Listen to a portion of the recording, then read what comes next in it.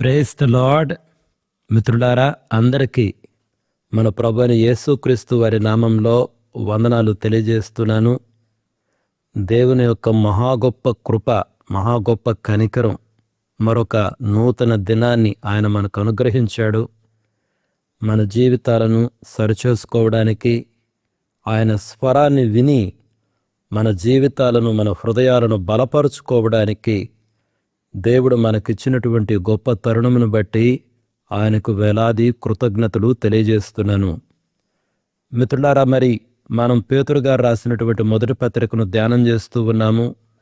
నిన్నటి దినాన ఈ 2వ అధ్యాయంలో 15 వచనం వరకు 15 వచనాలు మనం పూర్తి చేసుకున్నాం. ఈ రోజున 16, 17 ఈ 2 వచనాలను ధ్యానం చేద్దాము. పేతురు గారు వ్రాసినటువంటి ఈ మొదటి పత్రిక 2వ అధ్యాయము 16, 17 వచనాలను నేను చదువుతున్నాను, గమనించండి.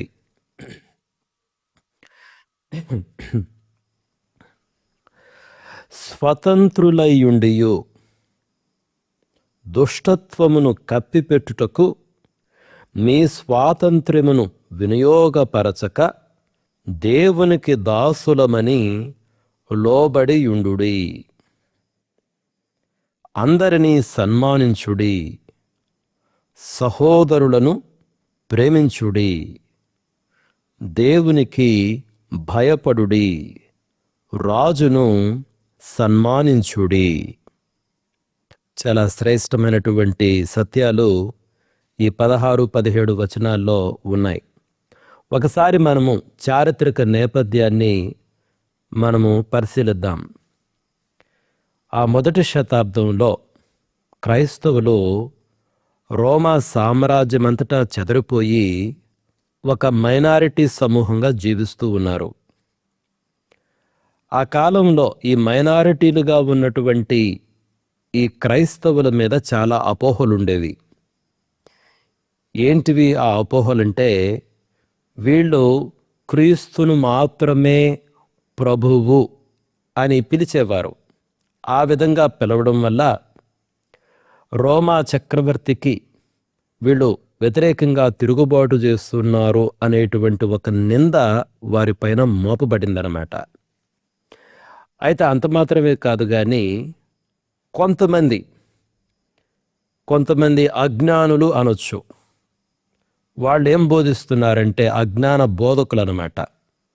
యేసుక్రీస్తు ప్రభువారు మనకు సంపూర్ణమైన విడుదల ఇచ్చాడు కాబట్టి, స్వాతంత్రముని ఇచ్చాడు కాబట్టి, మనం ఇక ఏ ప్రభుత్వానికి లోబడవలసిన అవసరం లేదు అని అన్నటువంటి తప్పుడు బోధలు కూడా కొన్ని నడిచేవి. ఇటువంటి చారిత్రక సామాజిక నేపథ్యంలో పేతురు గారు ఈ యొక్క వచనాలు రాస్తున్నాడు అన్నటువంటి విషయాన్ని మనం గమనించాలి. మిత్రులారా, ఈ వచనాలలో పేతురు గారు 5 ప్రాముఖ్యమైనటువంటి సత్యాలను తెలియజేస్తున్నారు. మొట్టమొదటిది ఏంటంటే, స్వాతంత్రం అన్నటువంటిది స్వైర విహారానికి కాదు. అంటే మన ఇష్టం వచ్చినట్టు జీవించడానికి దేవుడు మనకు స్వాతంత్రమును ఇవ్వలేదు. నాకు ఈరోజు సంపూర్ణమైనటువంటి విడుదల ఉంది కదా, కాబట్టి నా ఇష్టం అన్నట్టు బ్రతకడానికి స్వాతంత్రం ఇవ్వలేదు. కాబట్టి స్వాతంత్రం అన్నటువంటిది స్వైర విహారానికి కాదు. రెండవది, నిజమైనటువంటి స్వేచ్ఛ దేవునికి దాసులవ్వడంలోనే ఉంది. అది 2వ సత్యం. 3వ సత్యం ఏంటంటే, మానవ సంబంధాలలో క్రైస్తవుని ప్రవర్తన ఎలా ఉండాలి? ప్రతి ఒక్కరిని సన్మానించాలి, గౌరవించాలి. తోటి విశ్వాసుల పట్ల ప్రత్యేకమైనటువంటి ప్రేమను కలిగి ఉండాలి. కాబట్టి మానవ సంబంధాలలో క్రైస్తవుని యొక్క ప్రవర్తన ఎలా ఉండాలి అన్నది కూడా ఇక్కడ తెలియజేశారు. తరువాత, ఒక పౌరునిగా మన బాధ్యతలు ఏంటి? ప్రభుత్వాన్ని మనం సన్మానించాలి. ప్రభుత్వానికి అవసరమైన రీతిగా మనము విధేయతను చూపించాలి, గౌరవించాలి. కాబట్టి అది 4వ సత్యము. 5వ సత్యం ఏంటంటే, ఆరాధన మాత్రము కేవలము దేవునికే చెందుతుంది. అది ప్రభుత్వానికి కాదు, ఏ మనిషికి కాదు. అంటే దేవునికి మాత్రమే మనము భయభక్తులు కలిగి ఉండాలి. దేవుని యందు మాత్రమే భయభక్తులు కలిగి ఉండాలి. మనుషులను సన్మానించాలి, ప్రభుత్వాలను సన్మానించాలి. కానీ మన భయభక్తులు అంటే మన ఆరాధన మాత్రము కేవలము దేవునికే చెందాలి. ఈ 5 సత్యాలను మనము ఈ యొక్క మాటల్లో గమనించవచ్చు. ఇప్పుడు నేనేం చేస్తానంటే పేతురు గారు రాసినటువంటి ఈ వచనాలను మనం ఒకసారి పరిశీలిస్తూ ముఖ్యమైనటువంటి పదాలను ఒకసారి మీ ముందుకు నేను తీసుకురావాలనుకుంటున్నాను. ఈ 16వ వచనం చూడండి. స్వతంత్రులయ్యుండియు దుష్టత్వమును కప్పిపెట్టుటకు మీ స్వాతంత్రమును వినియోగపరచక దేవునికి దాసులమని లోబడి ఉండుడి. ఈ వచనంలో ముఖ్యమైన పదాలు మొట్టమొదటిది స్వతంత్రులయ్యుండియు. క్రైస్తవులకు, విశ్వాసులందరికీ పాపము నుండి, మరణము నుండి, ధర్మశాస్త్ర శాపము నుండి సంపూర్ణమైన విముక్తి లభించింది కాబట్టి మనము స్వాతంత్రులము. ఎటువంటి రూల్స్కు కూడా, మిత్రులారా అది గమనించండి, ఏ రకమైనటువంటి రూలు మన పైన పనిచేయలేదు. సంపూర్ణమైన స్వాతంత్రము మనకు ఉన్నది. అది మొదటి విషయం. రెండవది, అయితే ఈ స్వాతంత్రమును దుష్టత్వమును కప్పిపెట్టుటకు వినియోగించకూడదు. దుష్టత్వమును కప్పిపెట్టుటకు అన్నటువంటి పదాలను గమనించండి. గ్రీకు భాషలో కఖియా అనేటువంటి పదం ఉపయోగించబడింది. అంటే కీడు లేదా చెడుతనం అన్నమాట. అంటే యేసుక్రీస్తు ప్రభువారు మనకిచ్చిన స్వాతంత్రాన్ని ఒక ముసుగుగా, పాపము చేయడానికి ఒక లైసెన్స్గా, ఒక ముసుగుగా మనం ఉపయోగించకూడదు. నాకు దేవుని కృప ఉంది కాబట్టి నా ఇష్టం వచ్చినట్టు బ్రతుకుతాను అని అనకూడదు. అయితే ఎలా బ్రతకాలి? ఆ 3వ పదం చూడండి. దేవునికి దాసులమని లోబడి ఉండుడి. కాబట్టి మన స్వాతంత్రమును ఎలా ఉపయోగించాలి? నేను దేవునికి దాసుడను, దేవునికి బానిసను, నాకు ఒక యజమానుడున్నాడు, ఆయనకు ఇష్టమైన రీతిలో నేను జీవిస్తాను. ఆ రకంగా మన స్వాతంత్రమును ఉపయోగించుకోవాలి. ఈ 3 పదాలు మనము ఈ 16వ వచనంలో జ్ఞాపకం చేసుకోవచ్చు. మనము స్వతంత్రులమై ఉండియు, అది మొదటి పదమైతే, దుష్టత్వమును కప్పిపెట్టుటకు ఆ స్వాతంత్రమును మనం ఉపయోగించుకోకూడదు. మూడవదైతే దేవునికి దాసులమని, దేవునికి విధేయులవ్వడానికి ఆ స్వాతంత్రమును ఉపయోగించుకోవాలి. ఈ 3 పదాలు 16వ వచనంలో మనం గమనించవచ్చు. మరి 17వ వచనం చూడండి. 17వ వచనం చాలా బ్యూటిఫుల్ స్టేట్మెంట్. అది వచనం ఒకటే కానీ 4 ఆజ్ఞలు ఉన్నాయి. అందరినీ సన్మానించుడి, సహోదరులను ప్రేమించుడి, దేవునికి భయపడుడి, రాజును సన్మానించుడి. 4 ఆజ్ఞలు. ఒకటే వచనము, ఒకటే స్టేట్మెంటు, కానీ 4 ఆజ్ఞలు ఉన్నాయి. మొట్టమొదటిది వచ్చేసి అందరినీ సన్మానించుడి. అందరినీ, కేవలం గొప్పవారినే కాదు, లేక కొంతమందినే కాదు, మనకిష్టమైన వారినే కాదు. ప్రతి మనిషి దేవుని స్వరూపంలో సృష్టించబడ్డాడు కాబట్టి సామాజిక హోదాతో సంబంధం లేకుండా ప్రతి మనిషిని మనం సన్మానించాలి. ఇక్కడ సన్మానించడం అంటే ప్రతి మనిషిని గౌరవించాలి. రెండవది, సహోదరులను ప్రేమించుడి. అగాపావో అన్నటువంటి పదం ఉపయోగించబడింది. అంటే తోటి విశ్వాసుల పట్ల స్వార్థరహితమైనటువంటి ప్రేమ ఉండాలి. ఈ ప్రేమ దేవుని ప్రేమ లాంటిది, సాధారణమైనటువంటి ప్రేమ కాదు. సంఘము అన్నటువంటిది ఒకే ఒక కుటుంబం, ఆధ్యాత్మిక కుటుంబం, అది దేవుని కుటుంబం కాబట్టి తోటి విశ్వాసుల పట్ల మాత్రము ప్రత్యేకమైన దేవుని ప్రేమను మనం చూపించాలి. అది సహోదరులను ప్రేమించుడి, 2వ ఆజ్ఞ. మూడవది, దేవునికి భయపడుడి. ఇది అత్యున్నతమైనటువంటి ఆజ్ఞ.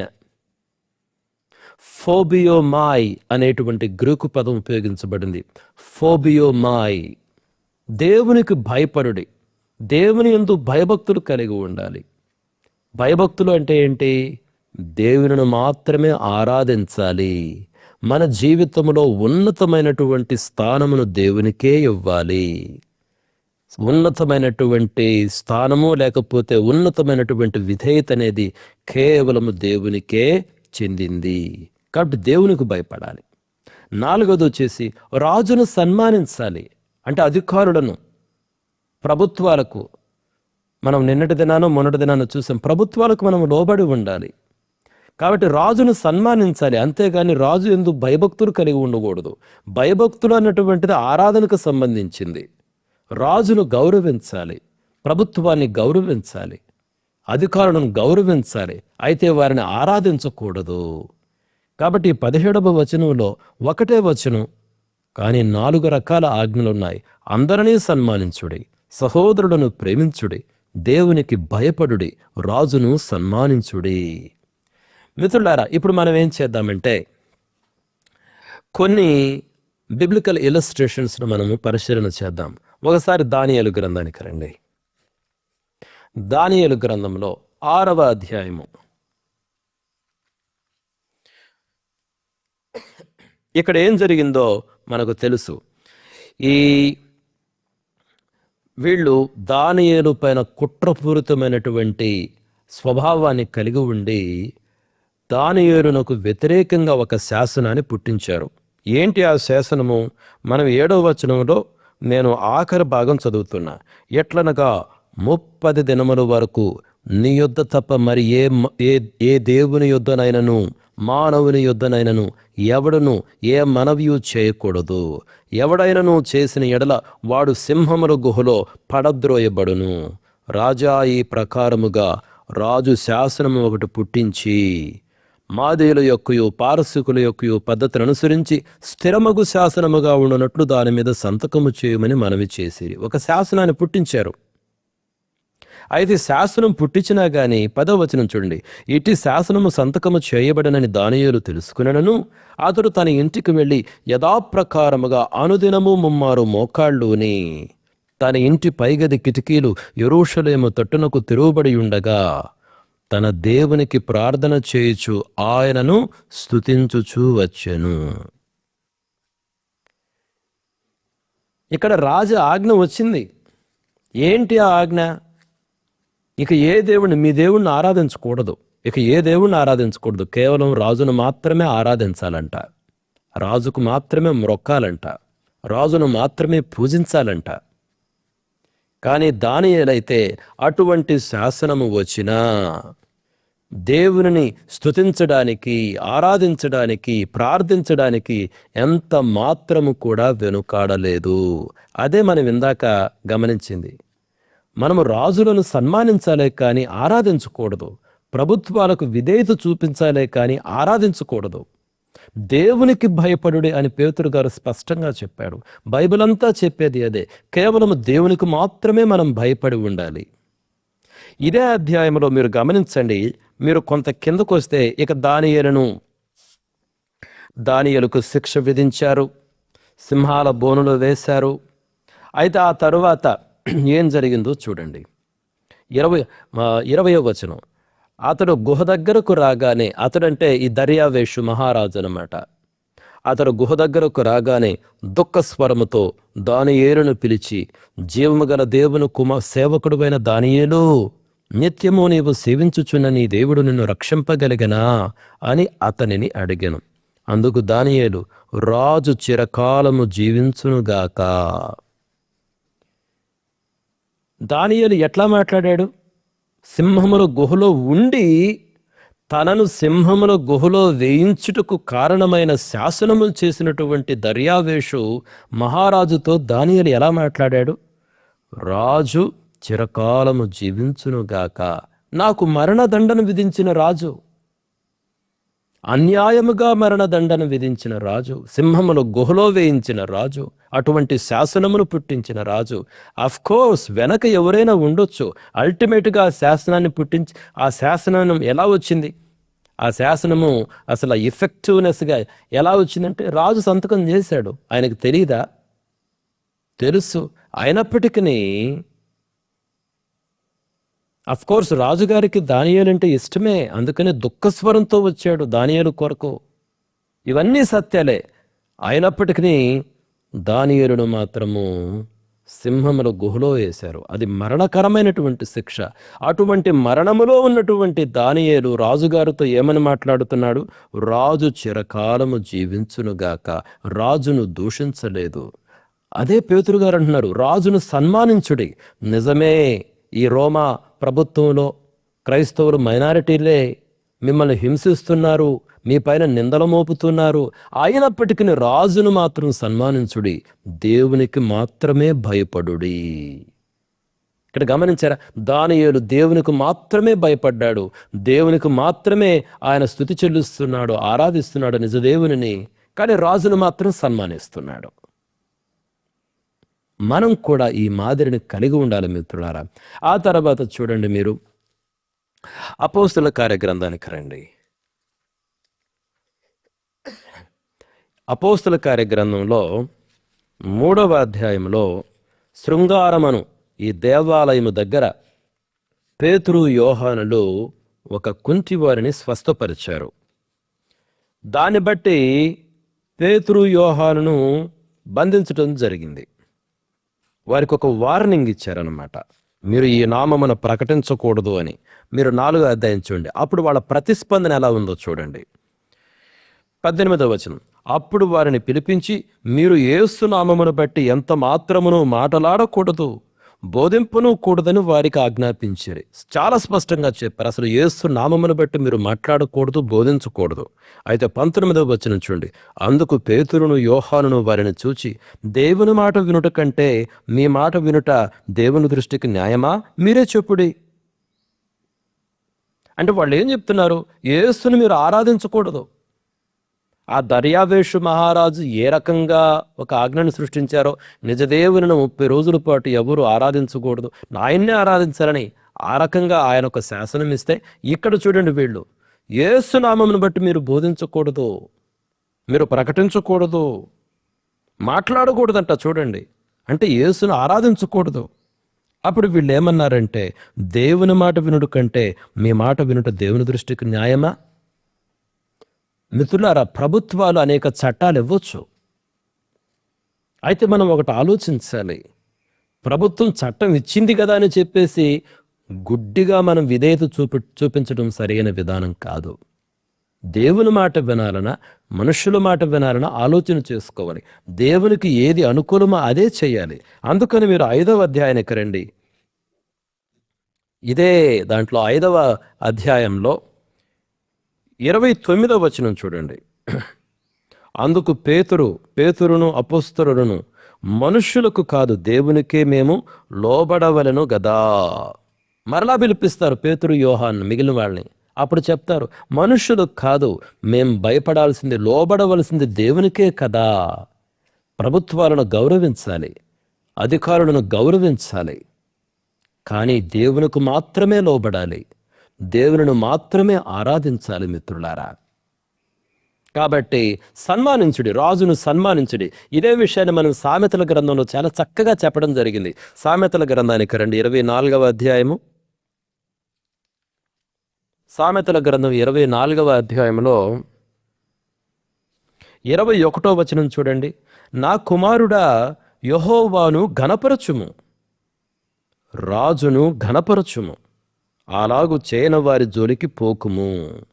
యెహోవాను ఘనపరచుము, రాజును ఘనపరచుము. బహుశా ఇక్కడ రాజును ఘనపరచుము అంటే అది దేవుని గురించే చెప్పబడిందేమో. దేవుని గురించి చెప్పబడితే తప్పకుండా దేవునికే ఆరాధన, దేవుడు కూడా రాజే. కానీ ఈ లోకంలో రాజులు కూడా ఉన్నారు. ఆ రాజులకు గౌరవిద్దాం, సన్మానిద్దాం, కానీ యెహోవాకు మాత్రమే మన ఆరాధనను చెల్లిద్దాం మిత్రులారా. అందుకనే మార్టిన్ లూథర్ గారు, ప్రముఖ సంఘ సంస్కర్త అన్నమాట, ఆయన ఒకసారి ఈ విధంగా అంటాడు, ఒక క్రైస్తవుడు ఆత్మీయంగా అందరికంటే స్వేచ్ఛాయుతమైన ప్రభువు.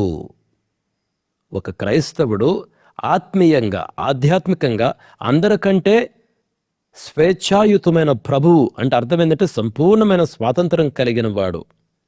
అతడు దేనికి ఎవరికి బానిస కాదు. అయితే అదే సమయంలో ప్రేమ వలన అతడు అందరికీ విధేయుడైనటువంటి సేవకుడు, అందరికీ లోబడి సేవ చేయువాడు. అంటే ఒక క్రైస్తవుడు ఒక ప్రభువు లాంటి వాడు. ప్రభు అంటే ఆ పదానికి అర్థమైంది, ప్రభు అంటే ఇక ఎవరికి లోబడిన వాడు కాదు, సంపూర్ణమైన స్వాతంత్రము, స్వేచ్ఛ కలిగినటువంటి వాడు. అయితే అతడు ప్రభు అయినప్పటికీ, స్వతంత్రుడైనప్పటికీ, సంపూర్ణమైన స్వేచ్ఛ కలిగిన వాడైనప్పటికీ ప్రేమ వలన అందరికీ అతడు విధేయుడు, అతడు సేవకుడు. ఎంత చక్కటి మాట కదా. కాబట్టి దేవునికి భయపడాలి, మనము ప్రజలను ప్రేమించాలి, రాజును సన్మానించాలి. మిత్రులారా, మరొక సందర్భాన్ని మనం చూద్దాం. మంచి సమరయుని ఉపమానం చూడండి. అందరినీ సన్మానించుడి అని పేతురు గారు ఆ 17వ వచనంలో చెప్పినటువంటి మాటకి ఒక బెస్ట్ ఎగ్జాంపుల్ కదా. అందరినీ సన్మానించుడి. నిజంగా ఆ సమరయునికి అక్కడ గాయపడి పడిపోయినటువంటి ఆ వ్యక్తి ఎవరో తెలీదు.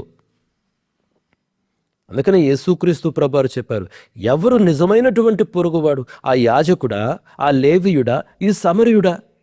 సంఘంలో, సమాజంలో యాజకునికి చాలా గొప్ప పేరు, లేవీనికి మంచి పేరు. ఎందుకంటే వీళ్ళు ఎప్పుడు దేవుని ఆలయంలోనే కదా ఉండేది. ఇక ఉదయం లేచినప్పటి నుంచి వాళ్ళ పోర్ట్రైల్, ఇప్పుడు ఉదయం లేచినప్పటి నుంచి ధనరాజు ఏం చేస్తున్నాడు? వాక్యం బోధిస్తున్నాడు. మీరు అనుకుంటున్నారు దేవుడు సేవకుడు వచ్చాడని. కానీ నిజమైనటువంటి పొరుగువాడు ఎవరంటే తన ప్రక్కన గాయపడినటువంటి వ్యక్తిని చూసేవాడు, అవసరతలో ఉన్న వ్యక్తిని చూశాడు. పడిపోయాడు, అతను నిస్సహాయ స్థితిలో ఉన్నాడు. ఇక మరణములకు వెళ్ళిపోతాడు. ఎవరూ పట్టించుకోకపోతే చనిపోయేటువంటి పరిస్థితి. కాబట్టి అది నిజముగా సన్మానించడం అంటే ఏంటంటే అతను కొరకు తన సమయాన్ని వెచ్చించాడు, అతను కొరకు ప్రయాసపడ్డాడు, అతను ఒక పూటకూళ్ళ ఇంటివాని దగ్గర పెట్టి డబ్బులు వెచ్చించాడు. నేను ఒక దినం ఉన్నాడు అక్కడ, మరుసటి దినాన వెళుతూ ఇతను కావలసిందంతా చెయ్యి, నేను తిరిగి వస్తాను, మరలా నీకు కావలసిన దాన్ని నేను చెల్లిస్తాను. దానిని మనము సన్మానించుట అంటాం. మిత్రులారా, సన్మానించుట అదనమాట. నిజంగా మన పొరుగు వారి ఎడల సంపూర్ణమైన బాధ్యతను నెరవేర్చుట, అది సన్మానించడం. ఇది లూకా సువార్త 10వ అధ్యాయం 33-35 వచనాలు మీరు చదవండి, మంచి సమరయుని యొక్క అవమానం. అదేవిధంగా మీరు పౌలు గారు ఫిలోమోనుకు రాసినటువంటి పత్రిక మనం గమనించాలి. ఫిలోమోనుకు రాసినటువంటి పత్రికలో పౌలు గారు ఒనేసిము గురించి రాస్తాడు. ఫిలోమోను బాగా ధనికుడు, ఐశ్వర్యవంతుడు. బహుశా అతని కింద చాలామంది బానిసలు ఉన్నారేమో. ఆ బానిసల్లో ఒనేసిము కూడా ఒకడు. ఒనేసిము పారిపోయాడు. కానీ రోమాలో పౌలు గారిని కలుసుకున్నారు. పౌలు గారిని కలుసుకుని ఒక మంచి విశ్వాసిగా మారి పౌలుకి నమ్మకమైనటువంటి శిష్యుడిగా అయిపోయాడు. పౌలు గారు వాస్తవంగా ఒనేసిమును తనతో ఉంచుకోవచ్చు, కానీ అతడు ఒక నిబద్ధత కలిగిన వాడు కాబట్టి తిరిగి ఫిలోమోను దగ్గరకు పంపిస్తూ ఒక పత్రికను రాశాడు. ఆ పత్రికలో పౌలు గారు అన్నటువంటి కొన్ని మాటలు చదువుదాం. చూడండి, ఒకే ఒక అధ్యాయం ఉంటుంది. 15-16 వచనాలు చూడండి. ఫిలోమోనుకు రాసిన పత్రిక. అతడిక మీదట దాసుడుగా ఉండక దాసుని కంటే ఎక్కువ వాడుగాను, ప్రియ సహోదరుడుగాను, విశేషముగా నాకును, శరీర విషయమును ప్రభు విషయమును మరి విశేషముగా నీకును ప్రియ సహోదరుడుగాను నీ యొద్ద ఎల్లప్పుడూ ఉండుటకే కాబోలు అతడు కొద్ది కాలము నిన్ను ఎడబాసి ఉండెను. అసలు ఏ రకంగా ఒనేసిము గురించి చెప్తాను, ఎంత ప్రేమ! ఇది దేవుని ప్రేమ.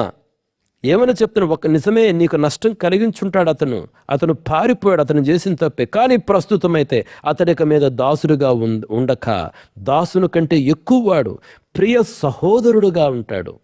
ప్రియ సహోదరుడు విశేషముగా నాకును, శరీర విషయమును ప్రభు విషయమును మరి విశేషముగా నీకును ప్రియ సహోదరుడుగాను నీ యొద్ద ఎల్లప్పుడూ ఉండుటకే కాబోలు అతడు కొద్ది కాలము నిన్ను ఎడబాసి ఉండెను. చూడండి, కాబట్టి ఒనేసిమును ఎలా ట్రీట్ చేయాలి? ఒక ప్రియ సహోదరుడుగా ట్రీట్ చేయి, బానిసగా కాదు, దాసునిగా కాదు. ఇది అందుకని పేతురు గారు అదే అంటుంది, సహోదరులను ప్రేమించుడి. ప్రత్యేకమైన ప్రేమ, దేవుని వంటి ప్రేమను సహోదరుడు చూపించుడిమి. ఆఖరిగా మరొక ఇల్లుస్ట్రేషన్ మీ ముందుకు తీసుకొస్తాను మిత్రులారా. విగ్రహాలకు అర్పించిన ఆహార విషయంలో పౌలు గారు అన్నటువంటి మాట చూడండి. కొరింథీయులకు రాసినటువంటి మొదటి పత్రిక రండి. పౌలు గారు కొరింథీయులకు రాసినటువంటి ఆ మొదటి పత్రికలో 8వ అధ్యాయానికి రండి. 9వ వచనం చూడండి. అయినను అయినను మీకు కలిగి ఉన్న ఈ స్వాతంత్రము వలన, చూడండి, మీకు కలిగిన ఈ స్వాతంత్రము వలన బలహీనులకు అభ్యంతరము కలుగకుండా చూచుకొనుడి. కొంతమంది విశ్వాసులు బలహీనులు ఉన్నారు. మీకు నిజంగా స్వాతంత్రం ఉంది అంటే దేనికి ఈ స్వాతంత్రము? మీరు ఆహారాన్ని తింటే ఏం కాదు, విగ్రహాలకు అర్పించినటువంటి ఆహారమును అది అది వాళ్ళకు ప్రసాదం, మీకు కాదు. అయితే మీకు దృఢమైనటువంటి మనస్సాక్షి ఉంది, మీకు స్వాతంత్రము ఉంది, దృఢమైన మనస్సాక్షి ఉంది. మీరు దానిని తీసుకుని కేవలం ఒక ఆహారంగానే తినగలరు, మీకు ఆ స్వాతంత్రం ఉంది. అయినను, చూడండి ఎంత చక్కగా, అయినను మీకు కలిగి ఉన్న ఈ స్వాతంత్రం వలన బలహీనులకు అభ్యంతరము కలగకుండా చూసుకోండి. కొంతమంది బలహీనులు ఉన్నారు, అది మనం తింటే ఏమైపోయిద్దో అనుకొని బలహీనమైనటువంటి స్థితిలో ఉన్న వాళ్ళు ఉన్నారు. ఎందుకంటే చాలామంది ఆ రోజుల్లో వాళ్ళు వచ్చిందే దేవుని దగ్గరికి విగ్రహములను ఆరాధించే ఆ స్థితిని వదిలిపెట్టి వాళ్ళు వచ్చారు. కాబట్టి వాళ్ళ జీవితం, వాళ్ళ గతంలో విగ్రహాలకు ఒక ప్రత్యేకమైనటువంటి స్థానం ఉంది. ఏంటా స్థానం? ఒకప్పుడు ఆ విగ్రహాలే దేవుళ్ళు అని ఆరాధించారు వాళ్ళు. కానీ ఇప్పుడైతే వాళ్ళు నిజదేవుని దగ్గరకు వచ్చారు. నిజదేవుని దగ్గరకు వచ్చినాక మిమ్మల్ని చూసి, మీరేమో మీ మనస్సాక్షి బాగానే ఉంది, మీరు బలంగా దృఢంగానే ఉన్నారు, మీకు స్వాతంత్రం ఉంది ఏదైనా తినడానికి. అయితే మీ స్వాతంత్రమును బట్టి మీరు తింటూ ఉంటే వీళ్ళు చూసి వీళ్ళు తమ గతకాలాన్ని గుర్తు చేసుకుంటారు. ఇక వీళ్ళు కూడా ఇక పోయి తినడం ప్రారంభిస్తారు. అంటే వీళ్ళు తినే విధానం ఎట్లా? విగ్రహాలకు అర్పించింది తినవచ్చు, అవి దేవుళ్ళే అన్నటువంటి మళ్ళీ ఆ గత జీవితంలోకి వెళ్ళిపోతారు. కాబట్టి మన స్వాతంత్రమును బట్టి మరొక వ్యక్తి పడిపోవడం మంచిది కాదు కదా. కాబట్టి వాళ్ళ మేలు కొరకు మనం తినకుండా ఉంటే మంచిదే. మన స్వాతంత్రమును ఇతరుల మేలు కొరకు ఉపయోగిద్దాము. మిత్రులారా, బైబిల్ టీచింగ్ చాలా స్పష్టమైనటువంటిది. చూడండి, నేను మరలా చెప్తున్నాను, విగ్రహాలకు అర్పించినటువంటిది తినేటప్పుడు నీ మనస్సాక్షి ఇంపార్టెంట్. బైబిల్ గ్రంథంలో విగ్రహము కేవలము వట్టిదే, అది నీకు కేవలం ఆహారమే, తినడం వల్ల నీకు ఏమీ కాదు. అయితే నీ చుట్టూ ఉన్న విశ్వాసులందరూ అలా ఉన్నారా? లేరు. కొంతమంది బలహీనులుగా ఉన్నారు, అది తింటే పాపము, తింటే మైలపడిపోతాం అనుకునేవాడు. అటువంటి వారి నిమిత్తము తినకుండా ఉండుట నీకు మంచిది. ఎందుకంటే ఎందుకు ఇతరుల విశ్వాసాలకు మనము అభ్యంతరంగా మారాలి? కాబట్టి మన స్వాతంత్రమును ఇతరుల మేలు కొరకు మనం ఉపయోగిద్దాం. ఇతరుల మేలు కొరకు ఉపయోగించడం అంటే దేవునిని గణపరచుట కొరకు. వ్యక్తిగతంగా నాకు ఏ అభ్యంతరం లేదు మిత్రులారా, విగ్రహాలకు అర్పించి తినడంలో. నేను దాన్ని ఆహారంగా మాత్రమే చూస్తాను, దేవునికి కృతజ్ఞతలు చెల్లించి చూస్తాను. ఒకవేళ దాని వలన కానీ నెగిటివ్ కాన్సిక్వెన్సెస్ ఉన్నాయనుకుంటే సున్నితంగా తిరస్కరిస్తాను. కాబట్టి మిత్రులారా, ఈ యొక్క వచనాలన్నీ జ్ఞాపకం, ఎంతో చక్కటి 17వ వచనం ఎంతో విలువైనటువంటి వచనం. అందరినీ సన్మానించుడి, సహోదరులను ప్రేమించుడి, దేవునికి భయపడుడి, రాజును సన్మానించుడి. 4 ఆజ్ఞలు ఒకే వచనంలో ఉన్నాయి. నేను ముగిస్తున్నాను మిత్రులారా. ముగించే ముందు ఈ యొక్క పాఠాలు ఒకసారి జ్ఞాపకం చేస్తాను. చూడండి, దేవుడు మనకు సంపూర్ణ స్వాతంత్రమునిచ్చాడు. అయితే ఆ స్వాతంత్రము స్వైర విహారానికి కాదు, అంటే మన ఇష్టం వచ్చినట్టు బ్రతకడానికి కాదు. అది మొట్టమొదటి పాఠం. రెండవది వచ్చేసి, నిజమైనటువంటి స్వేచ్ఛ ఎక్కడుందో తెలుసా? దేవునికి దాసులమవడంలోనే నిజమైన స్వేచ్ఛ ఉన్నది, నిజమైనటువంటి స్వాతంత్రము ఉన్నది. మూడవది, మానవ సంబంధాలలో క్రైస్తవుని ప్రవర్తన ఎలా ఉండాలి? ప్రతి మనిషిని గౌరవించాలి, ప్రతి మనిషిని సన్మానించాలి. మరీ ప్రత్యేకంగా తోటి విశ్వాసుల ఎడల దేవుని ప్రేమను మనం చూపించాలి. సాధారణమైన ప్రేమ కాదు, ప్రత్యేకమైన ప్రేమను తోటి విశ్వాసుల ఎడల మనం చూపించాలి. అది 3వ పాఠం. 4వ పాఠం, ఒక పౌరునిగా మన బాధ్యతలు మనం నెరవేర్చాలి. ప్రభుత్వాలను గౌరవించాలి, అధికారులను గౌరవించాలి, అంతేగాని వారిని ఆరాధించకూడదు. ఐదవ పాఠం ఏంది? దేవునికే ఆరాధన చెల్లుతుంది. మనము భయభక్తులు చూపించాల్సింది కేవలము దేవునికే, మనుషులకు కాదు, అధికారులకు కాదు, ప్రభుత్వాలకు కాదు. దేవునికి అవిధేయత చూపించే విధంగా అంతటి విధేయతను ప్రభుత్వాలకు కానీ మనుషులకు కానీ చూపించాల్సిన అవసరమే లేదు. దానియేలు బెస్ట్ ఎగ్జాంపుల్.